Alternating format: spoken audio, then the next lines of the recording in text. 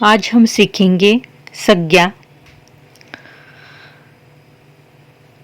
इस वीडियो द्वारा आज हम संज्ञा और उनके भेदों के बारे में जानकारी देंगे। सबसे पहले संज्ञा यानी क्या? संज्ञा किसे कहते हैं? किसी व्यक्ति, प्राणी, वस्तु, जाति, स्थान, भाव, अवस्था, समूह आदि के नाम को संज्ञा कहते हैं। संज्ञा के 5 भेद हैं।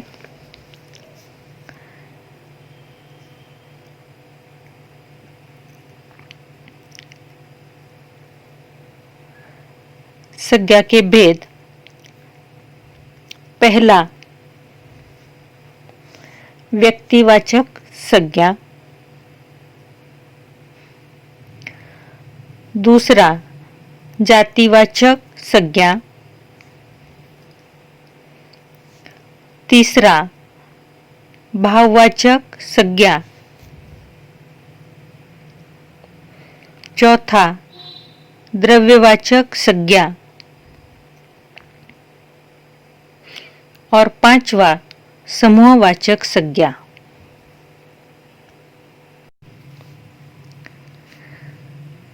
सबसे पहला भेद हम सीखेंगे संज्ञा का, व्यक्तिवाचक संज्ञा। व्यक्तिवाचक संज्ञा की परिभाषा अर्थ इस प्रकार है: जिस संज्ञा से किसी विशेष व्यक्ति, स्थान या वस्तु का बोध होता है, उसे व्यक्तिवाचक संज्ञा कहते हैं। अर्थात वह व्यक्ति, स्थान, वस्तु आदि जो गुण के आधार पर अपने आप में एक ही हो, वो है व्यक्तिवाचक संज्ञाएं। व्यक्तिवाचक संज्ञा के कुछ उदाहरण हम यहाँ पर देखेंगे। पहला, चंदन अच्छा लड़का है।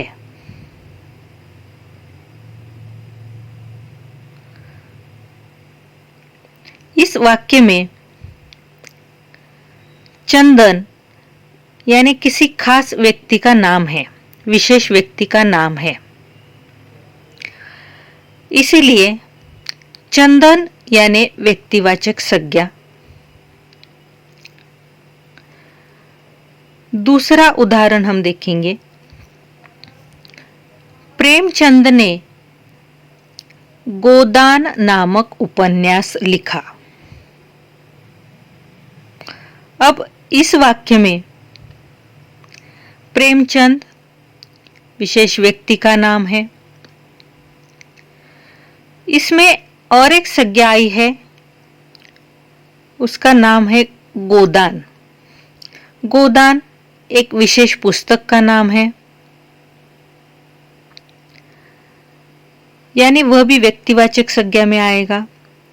तो इस उदाहरण में प्रेमचंद और गोदान यह व्यक्तिवाचक संज्ञाएं हैं। तीसरा उदाहरण है, हम मुंबई में रहते हैं। मुंबई एक विशेष शहर का नाम है, इसीलिए मुंबई यानी व्यक्तिवाचक संज्ञा। चौथा उदाहरण है, नर्मदा प्रसिद्ध नदी है। अब इसमें नर्मदा एक विशेष नदी का नाम है। 5वां उदाहरण, एवरेस्ट हिमालय की सबसे ऊंची चोटी है। अब इसमें एवरेस्ट एक विशेष शिखर, पर्वत चोटी का नाम है, इसीलिए वह व्यक्तिवाचक संज्ञा। हिमालय एक विशेष पर्वत का नाम है, इसीलिए वह भी व्यक्तिवाचक संज्ञा। इस तरह से ये जो संज्ञाएं हैं वह किसी खास व्यक्ति, खास पुस्तक, खास शहर, खास नदी, खास पर्वत शिखर और खास पर्वत का नाम बताती है। और ऐसी संज्ञाओं को हम कहते हैं व्यक्तिवाचक संज्ञाएं। कुछ व्यक्तिवाचक संज्ञाएं हम यहाँ पर देखेंगे, जैसे पंडित जवाहरलाल नेहरू, रविशंकर महाराज, शंकर, पार्वती, नारद, इंदिरा, पुणे, गंगा, होली, दिवाली, जनवरी आदि।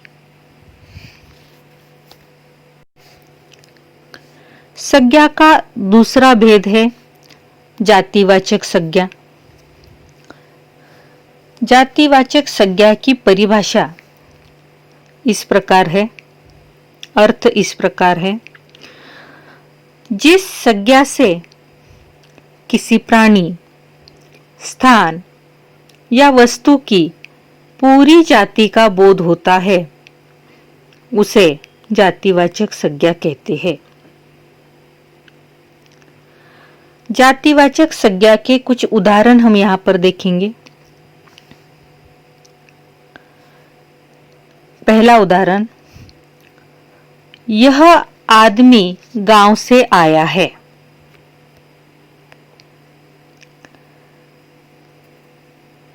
इस वाक्य में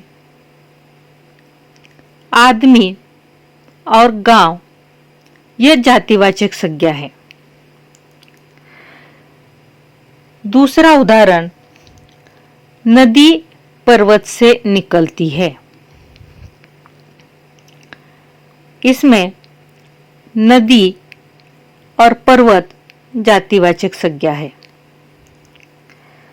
तीसरा उदाहरण, लकड़हारा सिंह से डरता था। इसमें लकड़हारा और सिंह यह जातिवाचक संज्ञा है। चौथा उदाहरण, तोता पेड़ पर बैठा है। इसमें तोता और पेड़ यह जातिवाचक संज्ञा है। इन संज्ञाओं से किसी न किसी जाति के संपूर्ण पदार्थों का बोध हमें यहाँ पर होता है। उसकी जाति का बोध यहाँ पर होता है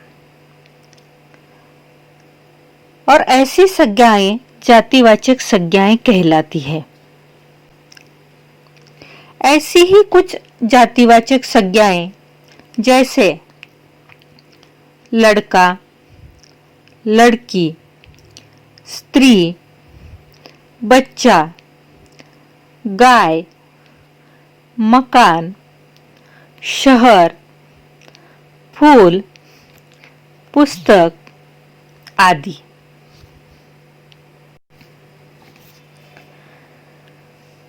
संज्ञा का तीसरा भेद है भाववाचक संज्ञा। भाववाचक संज्ञा की परिभाषा, अर्थ यहाँ पर हम देखेंगे। जिस संज्ञा से किसी प्राणी या वस्तु के किसी गुण, भाव या दशा, दशा का अर्थ है अवस्था, का बोध होता है उसे भाववाचक संज्ञा कहते हैं। भाववाचक संज्ञा के कुछ उदाहरण हम यहाँ पर देखेंगे। पहला, गांधी जी सत्य और अहिंसा के पुजारी थे। इस वाक्य में सत्य और अहिंसा यह भाववाचक संज्ञाएं हैं। दूसरा उदाहरण, संत सबके प्रति दया और प्रेम रखते हैं। इस उदाहरण में दया, प्रेम यह भाववाचक संज्ञाएं हैं। तीसरा उदाहरण, हमें लालच नहीं करना चाहिए। इस उदाहरण में लालच यह भाववाचक संज्ञा है। चौथा उदाहरण, मेरा बचपन इसी शहर में बीता। इस उदाहरण में बचपन यह भाववाचक संज्ञा है। इन वाक्यों में ये जो सत्य, अहिंसा, दया, प्रेम, बचपन, लालच ये संज्ञाएं हैं। ये संज्ञाएं किसी ना किसी भाव, गुण या अवस्था का बोध कराती है। हम इन्हें देख या छू नहीं सकते, इनका केवल अनुभव कर सकते हैं और यह भाववाचक संज्ञाएं, इसीलिए ये भाववाचक संज्ञाएं कहलाती है। ऐसी ही कुछ भाववाचक संज्ञाएं यहां पर दी है, जैसे आनंद, सुख, दुख, हंसी, खुशी, सुंदरता, चतुराई, आवाज, मिठास, जवानी, बुढ़ापा, बीमारी आदि। संज्ञा का चौथा भेद है द्रव्यवाचक संज्ञा।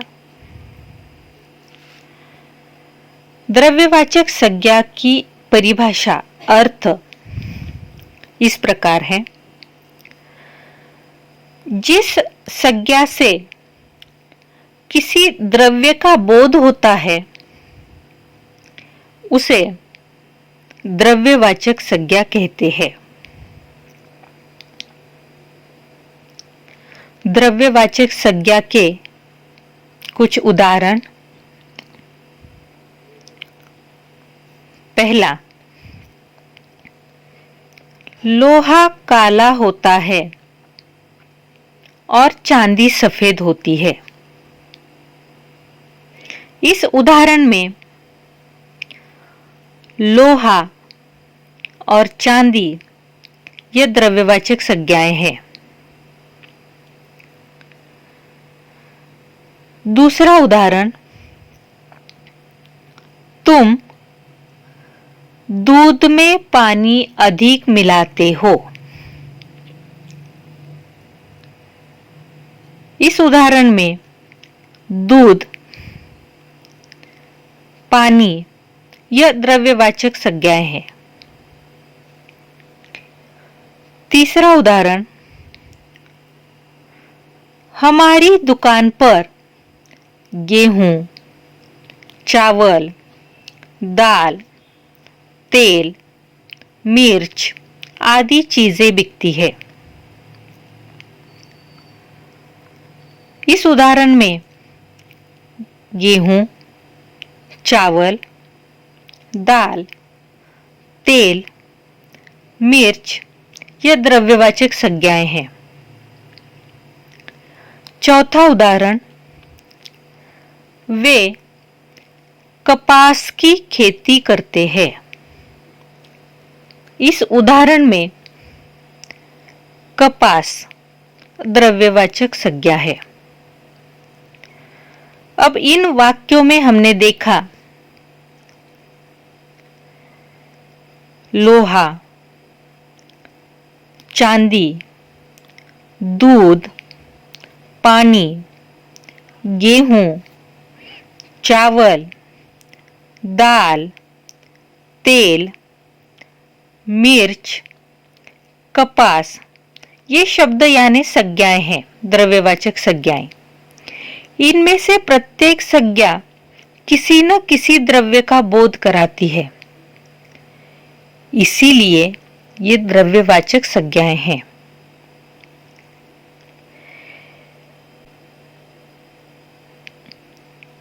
ऐसी ही कुछ द्रव्यवाचक संज्ञाएं हम यहां पर देखेंगे। जैसे पहला है धातु। अब धातु यानी सोना, चांदी, तांबा, पीतल, लोहा आदि। दूसरा रत्न। रत्न हीरा, मोती, माणिक आदि। तीसरा है खाद्य पदार्थ, मिठाई, हलवा, शक्कर, चाय, सब्जी आदि। चौथा है अनाज, गेहूं, चावल, बाजरा, चना, दाल आदि। द्रव पदार्थ, दूध, पानी, तेल, दही, घी आदि। उसी के साथ साथ अन्य पदार्थ भी आते हैं। छठा अन्य पदार्थ, जैसे मिट्टी, घास आदि। यह है कुछ द्रव्यवाचक संज्ञाएं। संज्ञा का पांचवा भेद है समूहवाचक संज्ञा। समूहवाचक संज्ञा का अर्थ परिभाषा इस प्रकार है। जिस संज्ञा से किसी एक ही जाति के व्यक्तियों, प्राणियों या वस्तुओं के समूह का बोध होता है, उसे समूहवाचक संज्ञा कहते हैं। समूहवाचक संज्ञा के कुछ उदाहरण यहां पर हम देखेंगे। पहला, हमारा दल जीत गया। इस वाक्य में दल यानी समूहवाचक संज्ञा है। समूह का बोध इससे हमें होता है। दूसरा उदाहरण है, बच्चे जुलूस में गए। इस उदाहरण में जुलूस यानी समूहवाचक संज्ञा। तीसरा उदाहरण, स्टेशन पर बड़ी भीड़ थी। इस उदाहरण में भीड़ यह समूहवाचक संज्ञा।